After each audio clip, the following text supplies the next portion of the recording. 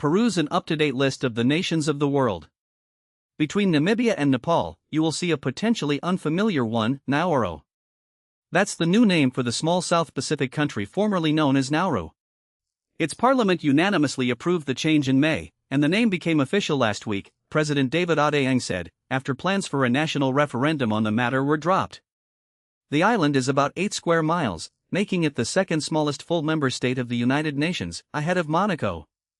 With about 11,000 people, Nauru also ranks second smallest in population, ahead of Tuvalu, another island nation to the southeast. People have lived on Nauru for 3,000 years. The West began to intrude in the 1700s, and the island was controlled by a succession of countries, including Germany, Australia, Japan, and finally a protectorate of Australia, New Zealand, and the United Kingdom. It became independent as Nauru in 1968. Its economy was once largely based on phosphate mining. But depleted supplies have led it in other directions, including processing Australian asylum seekers. You could say it isn't really a change at all. People in Nauru speak English, but also the Nauruan native language, in which the country is known as Naoero. The name Nauru came about because some foreigners struggled to pronounce Naoero. Early European visitors didn't always try, some called it Pleasant Island.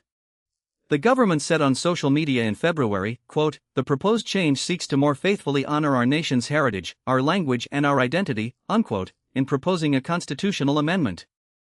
How the new name is pronounced depends in part on one's accent.